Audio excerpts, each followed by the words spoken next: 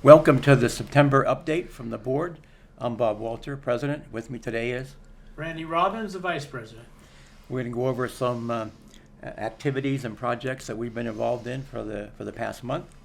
There's been a very busy month. It's budget season, and that keeps everybody on their toes. And matter of fact, our budget.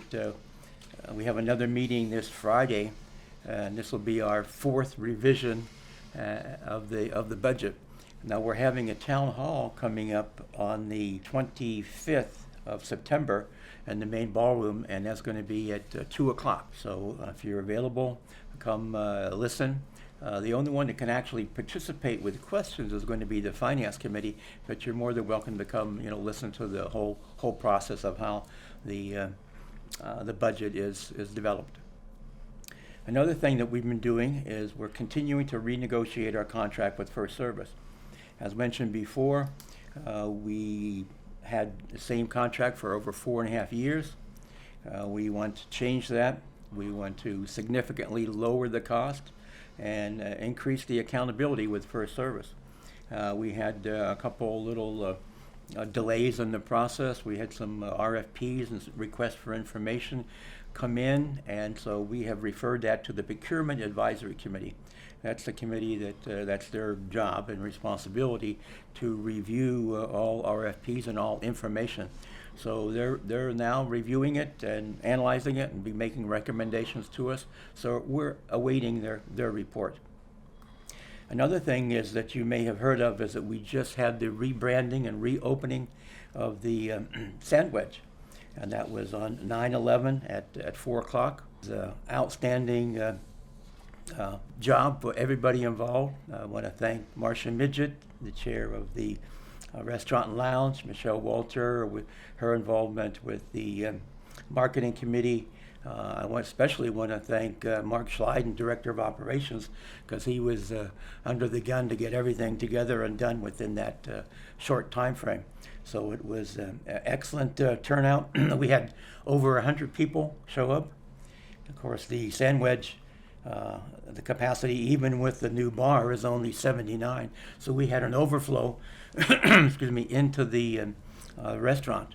And we set up another TV in there, and a good time was held by all.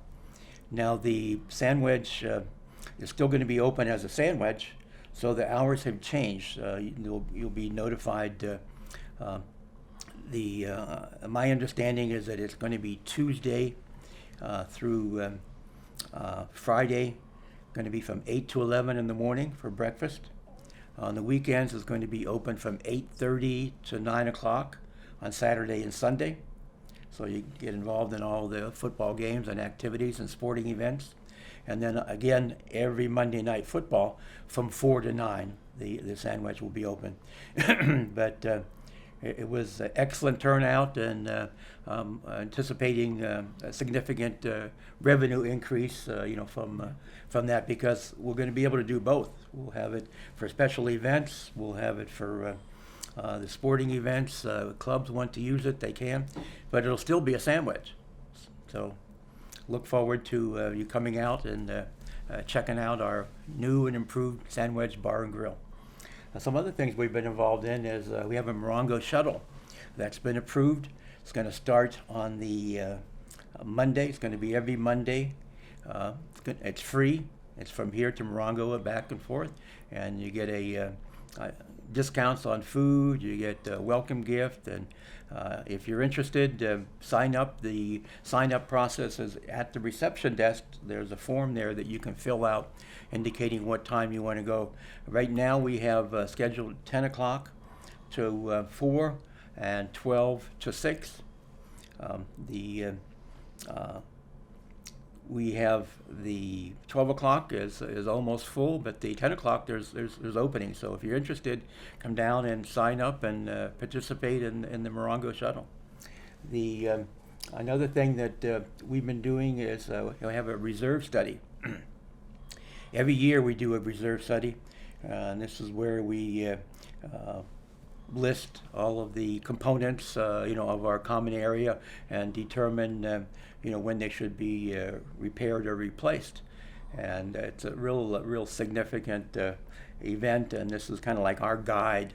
We're not held to it, on each item, but it gives us a good plan and a good guide as to what needs to be done to maintain and further enhance our community. Now the reserve is 390 pages long. We just went over that yesterday, trying to determine what needs to be done, what can be deferred, and what has to be done right away. So if you're interested in looking at the last year's reserve study, it is available under your webpage. Go on accounting information, and you'll be able to check out the reserve study. This year's will be on at the end of this year. And then one last thing I wanted to mention is that we also have started in May a monthly management report. It's really an excellent report. And it can be found on the web page under community information under reports. And it shows what's happening with all the different departments, all the different projects. Like we have 20 different projects and initiatives that we're currently working on. And you can look that up and see what the status is of each one. Like here's an example, bocce ball shade covers. Board approved July 12th.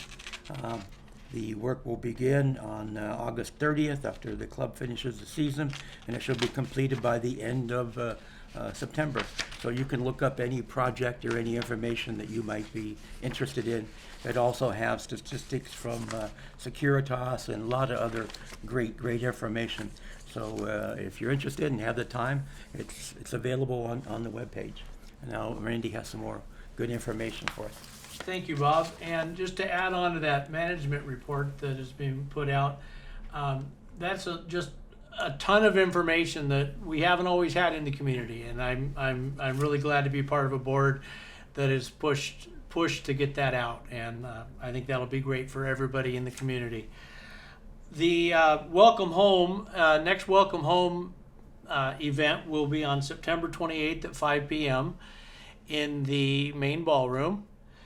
If you've lived here even a couple of years, but because of COVID or whatever, you weren't able to attend or were not invited to a Welcome Home, please contact your delegate. They will reach out to the Welcome Home Committee, and they will get you into this one. They're making sure, they're trying to catch up everybody that may have been missed at any time over the last year or two. Also, on October 3rd from 1 to 3 in the main ballroom will be the next community awareness. The County Supervisor Gutierrez will be sending a panel of 5 experts for a workshop on scams and identity theft. Sorry about that. In addition, that we will have a representative from the Banning Police Department and Mike Romero from Securitas. The community awareness has just taken off fantastic, and we have got a lot of information that has gotten out to the community, and I hope you're able to attend. If you're unable to attend, watch on Channel 97. You will learn a lot about what's going on within the community and some helpful hints for seniors and for community members. The last thing I've gotten this, and Bob and I are going to spend a little bit of time on this, is you're going to be receiving a ballot in the very near future for a repair and replacement fund assessment.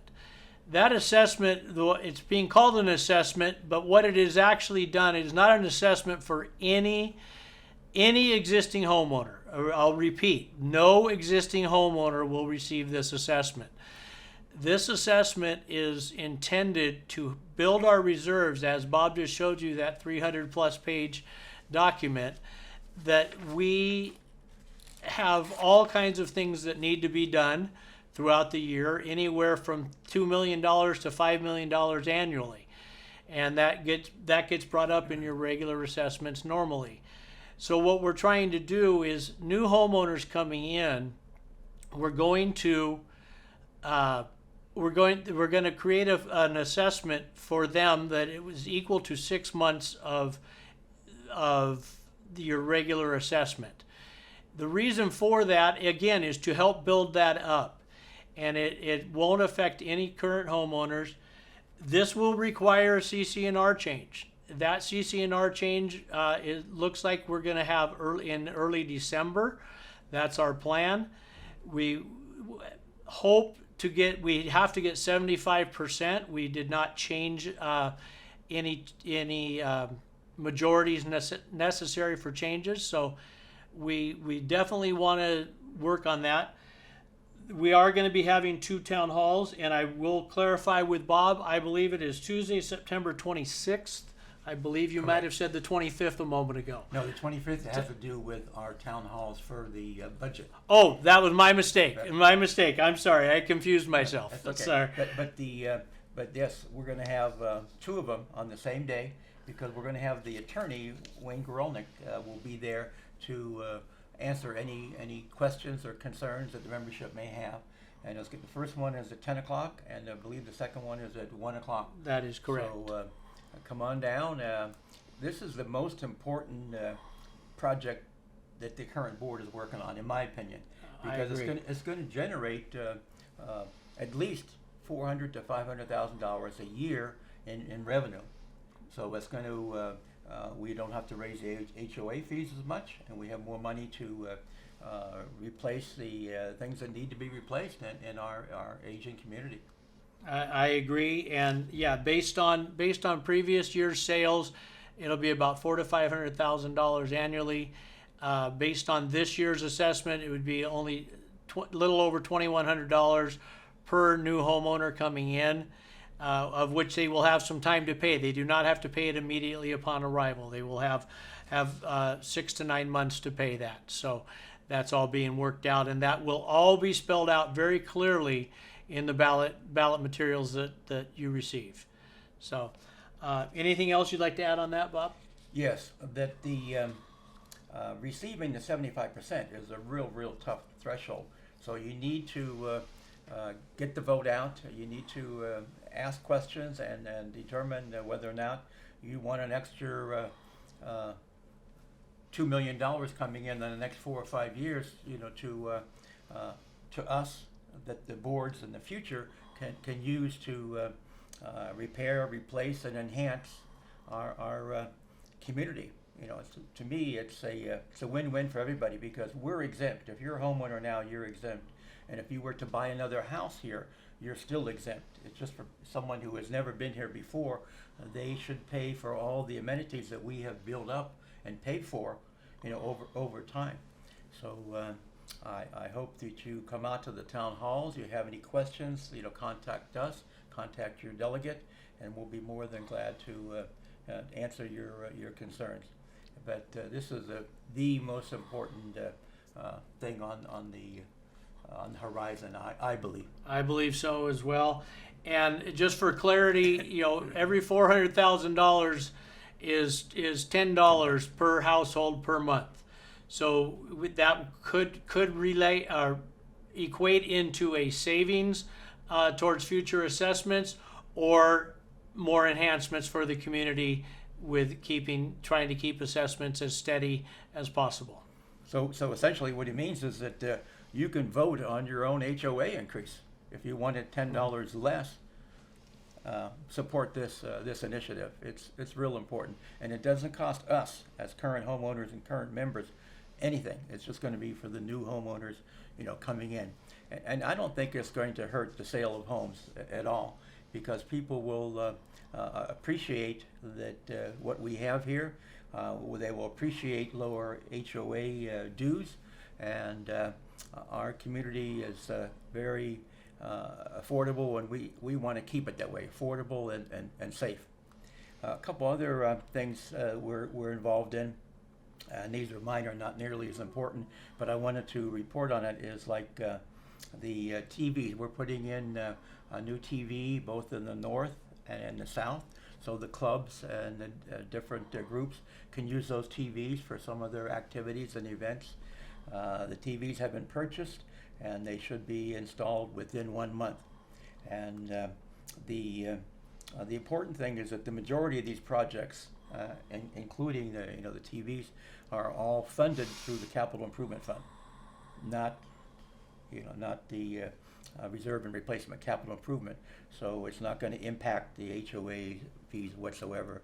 because we still have approximately $2 million in capital improvement fund that has been put in by us and other homeowners and hasn't been used yet. So we intend to judiciously, where necessary, improve the community with the capital improvement funds.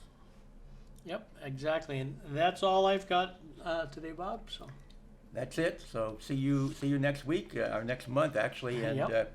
The main thing is the budget, the reserves, and this ballot initiative. These are three important items coming up for consideration. Thank you. Thanks, everybody.